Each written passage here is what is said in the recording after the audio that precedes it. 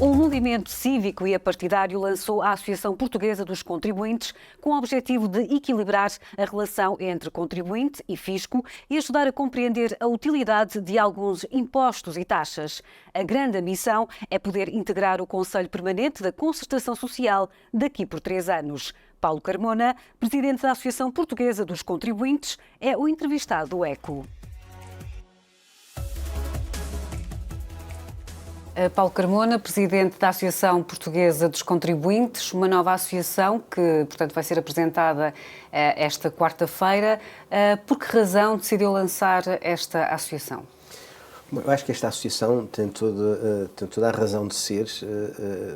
O que normalmente se pergunta é porquê tão tarde, porque esta associação provavelmente faria todo o sentido já ter uma certa idade e já ter uma certa intervenção no espaço fiscal e no espaço das políticas que são construídas há bastante tempo. Portanto, é normal ter aparecido e foi juntar a vontade de pessoas e de uma equipa bastante heterogénea e de vários quadrantes. Qual é o objetivo central? O objetivo basicamente é reequilibrar um pouco a relação dos contribuintes com o Estado, a literacia fiscal, e fazer também um pouco, dentro da própria literacia, também fazer a análise de todos os impostos, taxas e taxinhas, são 4.000, segundo o estudo da CIP, encomendado à AEUI, para dar essa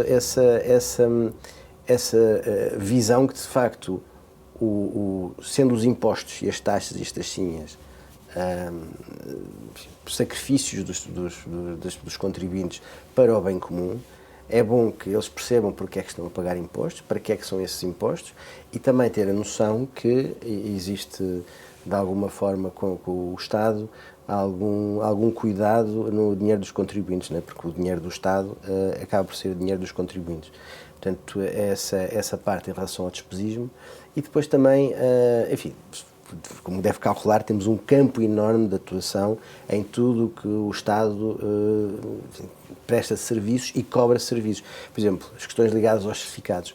O Estado recebe do PRR, do 2020, de todos os fundos europeus para a transição digital. E fez um bom trabalho no Simplex na questão das certidões. Hoje em dia é muito mais fácil nós acedermos aos portais públicos e tirar uma certidão. Mas porquê é que as certidões são pagas? Aquilo não tem custo para o Estado. O custo já foi investido até com dinheiro europeu. Porquê é que, de facto, uma certidão nos custa 10 euros, um registro criminal custa 5, um passaporte custa o dobro do custo em Espanha e tem metade da validade. Ainda não estamos a falar. Ou seja, se nós já pagamos impostos, por exemplo, isto é só uma área que um exemplo como nós podemos estar a atuar. Se o Estado já cobra impostos aos portugueses para prestar serviço público, porquê é que depois, nesses serviços públicos, que não lhes custa nada, portanto o Estado devia ser uma entidade não lucrativa, vai cobrar muito acima do seu custo? Ou seja, são receitas, praticamente diria que são receitas líquidas, porque o custo é zero. Portanto, e aquilo é um imposto escondido à existência, porque nós precisamos de certidão, quando nasce, certidão de óbito, certidão de casa. Portanto, esse é um imposto escondido à existência que o Estado tem, inscrito neste orçamento de 126 milhões de euros, e não faz muito sentido. Só neste tipo de certificados, de emissões de certificados. Mas isto faz sentido, se calhar fará nos casos, não fará noutros. Mas esse género de trabalho, esse género de estudo, juntamente com as tais 4.000 taxas ou impostos, que nós vamos incidir a nossa atuação. E depois há a questão do reequilíbrio, porque há... isto não é preciso, enfim, sabem isso tão bem ou melhor que eu, o Estado tem meios para ir junto dos contribuintes e que os contribuintes não têm. Ainda por cima, por exemplo, um profissional liberal tem que preencher as suas informações, tem que preencher para o fisco. Passado uns tempos, tem que preencher à Segurança Social. O fisco e a Segurança Social podem trocar informações, mas os privados não podem, têm que estar a duplicar a informação. E se atrasa um pouco, lá vai a multa em cima. Portanto, há uma diferença de meios e diferença de tratamento de um lado e do outro. E esse reequilíbrio que nós estamos a querer fazer é um reequilíbrio que é importante porque, na prática, o Estado deveria estar ao serviço dos cidadãos e neste caso, na tributação, nem sempre está. Eu sei que o Estado tem necessidade dos Mas como é que se faz esse reequilíbrio? Basicamente por propostas que nós fazemos junto do Governo, junto enfim, dos deputados, junto de quem pode ter capacidade legislativa para alterar este estado de coisas, ou muitas vezes diretamente junto dos serviços, porque, repara, uma associação Que é desta partidária, área, não é? Atenção, que é partidária, portanto, vocês a nossa não associação tem estão essa propriamente capacidade. contra os impostos. Precisamente. Nem temos que definir ou decidir se pagamos muitos impostos ou poucos impostos. Obviamente, cada um de nós, como cidadãos, não gosta muito de pagar muitos impostos, mas nós escolhemos nas urnas, mediante as propostas ideológicas de todos os partidos, qual é o nível de Estado que nós queremos de intervenção na vida portuguesa, e para ter um Estado grande tem que receber mais impostos. Um Estado pequeno recebe menos impostos. Mas essa noção é dada nas urnas aos portugueses, e os portugueses escolhem. Portanto, se temos essa dimensão, vamos fazer com que os impostos que vão ser necessariamente que pagar, seja mesmo num Estado mínimo, como era há 200 anos, em funções meramente de soberania, como hoje em dia que o Estado já entra em vários capítulos da nossa existência, ver até que ponto é que nós podemos ser, de alguma forma, alguma compreensão e alguma transparência nas leis fiscais que nos rodeiam. E essa parte para nós é essencial. E qual é que será a primeira proposta desta associação, então? Primeira proposta, enfim, temos muitas propostas para apresentar, mas isso carece estamos a começar, estamos a lançar uma campanha para os nossos novos membros, estamos a adquirir algum músculo financeiro para depois nós encaminharmos projetos e propostas com alguma densificação e bem estruturadas para depois ir junto dos partidos apresentar. Porque eu estava a dizer uma questão muito importante, se me permite voltar atrás. A associação, sendo a partidária e reconhecidamente a partidária, sem intervenção no campo público ideológico sobre temos mais Estado, menos Estado, sobre discussões, às vezes sobre o orçamento, sobre as escolhas dos portugueses e sobre a legitimidade de quem as faz, temos essa capacidade de diálogo com todos os partidos e sermos reconhecidos e temos a credibilidade para o fazer. E depois, uma associação, enfim, civil, tem essas possibilidades de fazer intervenção que os partidos não têm, e vice-versa. Também há situações onde a associação não tem que ir porque isso é mera arena partidária. Portanto, estamos numa perspectiva de diálogo e de construção sobre a vida pública, e acho que, sinceramente, temos uma grande capacidade. Aliás, temos pessoas de várias culturas ideológicas dentro da nossa associação. E isso também enriquece um pouco essa capacidade também de intervenção e nós virmos e ajudarmos também os atores políticos. Muitas vezes é preciso uma associação como a nossa, uma associação mais interventiva, mais ir junto do poder político e dizer, olha, isto, e regressar aos assuntos, e insistir, e não largar, e recorrentemente ir junto desses poderes para conseguirmos fazer com que as coisas sejam normais. E depois, dentro do Estado, por exemplo... Posso lhe perguntar, o Paulo já fez parte da Iniciativa Liberal, está completamente desligado, portanto, do partido? Sim, há 6 meses que eu saí, acho que já fiz a minha quarentena suficiente para não... Só para não ver a conotação desta associação. Portanto, com... 6 meses acho que é suficiente para... Também estive na Iniciativa Liberal há 2 anos, portanto também acho que 6 meses dá para ter esse período de não conotação com o partido. Aliás, é essencial, as pessoas que fazem parte da associação, poderemos ter meio de militantes partidários, mas são sempre militantes não interventivos, nem têm cargos em qualquer género de partido, e temos militantes de vários partidos, desde o partido que está no governo até o partido do CDS. Não há aqui qualquer nem conseguem descobrir dentro da associação alguma tendência para uma corrente ou outra corrente, porque eu acho que aquilo que é fácil de unir todos os portugueses e os membros da associação é esta desigualdade neste tratamento que nós queremos, até mesmo dentro do Estado. Por exemplo, depende da repartição de finanças, se por exemplo, quando nós vendemos uma casa e depois compramos outra, se as mais-valias podem incidir sobre o gasto da reconstrução da casa ou as obras, etc. E depende, há serviços de finanças que aceitam as obras para efeitos de mais-valia e há as repartições. Portanto, está tudo ao sabor de um técnico e isto não faz sentido nenhum, isto é uma coisa fácil de atuar. E há uma parte importante que é temos um governante no think tank. Existem aquelas informações vinculativas da autoridade tributária, mas nem sempre aquilo não é muito fácil para o cidadão comum perceber, porque isso normalmente esclarece ou clarifica algumas leis. E essa questão das mais-valias é interessante, tocou num tema interessante, porque se for para comprar uma casa, muito bem, se for para fazer obras, fica ao sabor da interpretação. Da interpretação do técnico da repartição de finanças.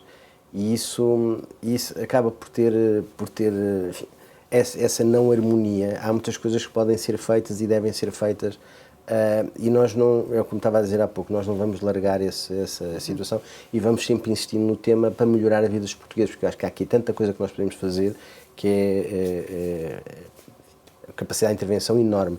E depois vamos sempre trabalhar com estudos aprofundados, porque nós temos connosco, dentro do Conselho Geral, pessoas que sabem bastante desta área, e não só, e também junto dos nossos futuros associados, também para construirmos alternativas boas a nível de maior cooperação entre a autoridade tributária e os contribuintes, para não... Em termos de política fiscal, certamente que o Paulo Carmona e algumas das pessoas que já vão fazer parte do Conselho Geral já devem ter detectado alguns erros ou incongruências em alguns impostos, em algumas taxas. Sim, há de facto um caminho a seguir, há muitas incongruências em muitas taxas.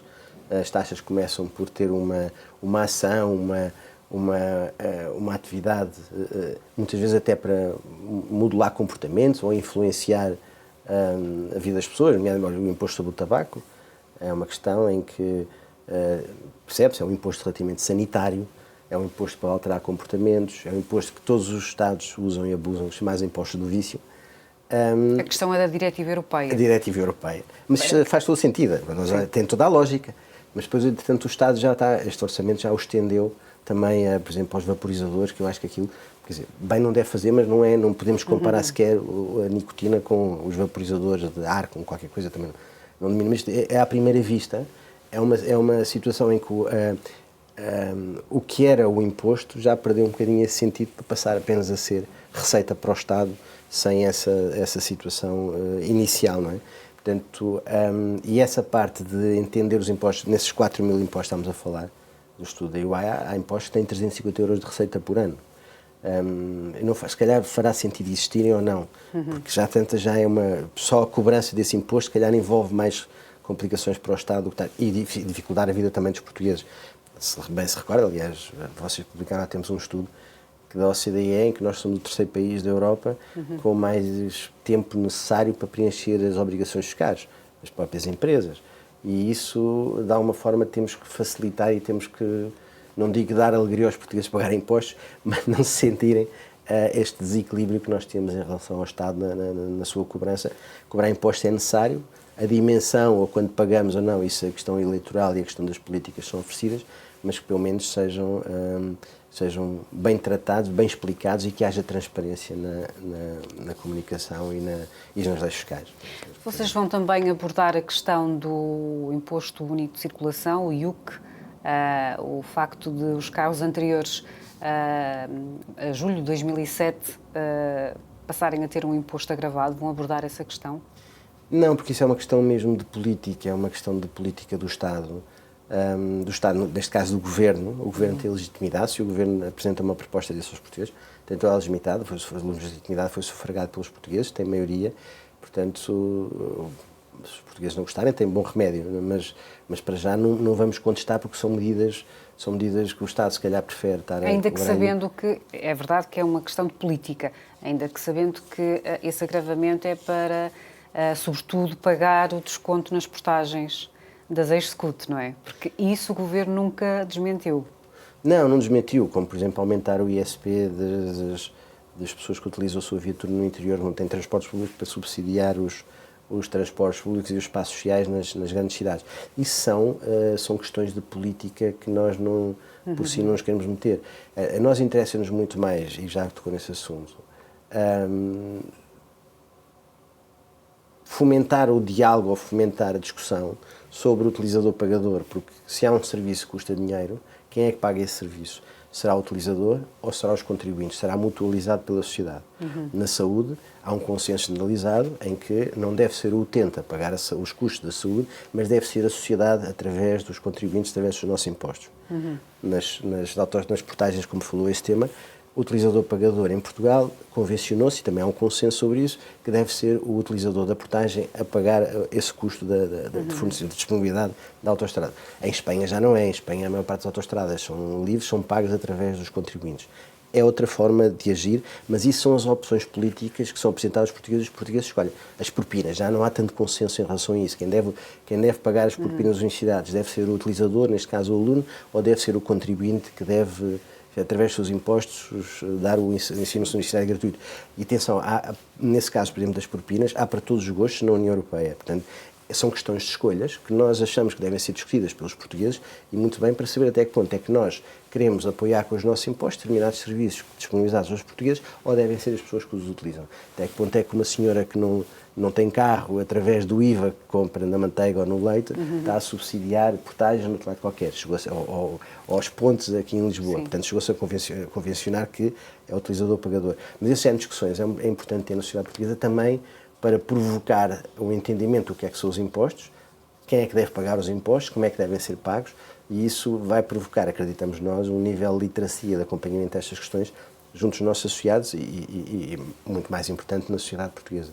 E é para isso que nós também queremos construir esse diálogo e esse debate na sociedade. Não será certamente o único, mas é um debate importante, é um debate interessante, porque acaba também nós tentarmos saber para que é que os impostos servem e onde é que o Estado deve fazer essa mutualização ou ir aos nossos impostos. Estamos quase a chegar ao fim. Qual é que será o primeiro passo desta associação? O primeiro passo, com maior franqueza, durante o mês de novembro, nós vamos dedicar 100% a apresentar a associação, a angariar associados. Não escondemos que nós queremos ter o maior número possível de associados, temos metas bastante ousadas. Quantos? Perto de 3.000 associados no final do próximo ano, para ter um nível de receitas associados individuais, porque temos associados também coletivos. E as cotas, é possível saber? Sim, as cotas são 12 euros por ano, 1 euro por mês, precisamente para dar essa capacidade, não é? O rendimento disponível aos portugueses já encolheu tanto por causa dos impostos. Nós vamos ajudar a que os associados, os contribuintes, também não se sintam penalizados por ter sido uma associação que os quer representar e que os quer defender nessa sua relação com o fisco. E quanto mais tivermos, mais legitimidade teremos e representatividade para aparecer com as nossas propostas. E, de facto, esta associação tem essa legitimidade para enfim, falar com o Governo e com as entidades públicas para conseguirmos facilitar a vida de todos os portugueses. Não estamos aqui para... Não é uma associação de protesto contra os impostos, nada disso. Nós queremos facilitar a vida a todos, de um lado e do outro. Até porque temos um ex-governante que dizia com alguma graça, não sei se era graça, se era ironia, que chama-se a Síndrome do Terreiro do Paço. Por todos eles chegam, e temos um secretário de Estado deste governo, que foi a semana passada, estava exatamente, riu-se com essa história, mas é verdade, em que chegam cheio de ideias, de propostas, de projetos, quando chegam ao governo, e depois de repente são agarrados tanto pela vida corrente, pela espuma dos dias, digamos, entre aspas, a apagar fogos, que lhe consomem mais de 90% do tempo, e depois vão deixando para trás todos os projetos que eles queriam fazer quando fossem membros de um órgão de soberania e tivessem o poder para os fazer. Portanto, a associação também é para quem está no governo, para dizer, olha, esta proposta, não se esqueçam desta proposta, e passados 2 ou 3 semanas, olha esta proposta, e dar um sentido de urgência, um sentido de pressão, de grupo de pressão, sem qualquer dúvida nenhuma, e assumindo, para fazer com que nós consigamos levar a nossa dama junto dos poderes políticos e facilitar a vida aos portugueses no cumprimento das obrigações fiscais, sejam elas quais forem. Falou do primeiro passo, mas qual é a grande ambição desta associação? Nossa ambição é sermos a referência dos contribuintes no entendimento que há da legislação fiscal e desse enquadramento, literacia fiscal e transparência, e, sobretudo, daqui a 3 anos, com a legitimidade que deriva dos associados, que nós queremos ter bastantes, sermos considerados parceiros e ingressarmos na concertação social. Esse é um objetivo declarado, não é caso único na Europa, pelo contrário, as nossas congêneres europeias da rede que nós fazemos parte, que é o Taxpayer Europe, grande parte delas são membros da concertação local dos países onde são sediadas. Portanto, esse é um objetivo que nós queremos fazer, para também sentirmos que os contribuintes, que acabam de ser eles a pagar a fatura, estejam também representados nesse órgão onde se decide, enfim, temas que são relevantes para as questões fiscais dos portugueses. Muito bem, muito obrigada. Muito obrigado.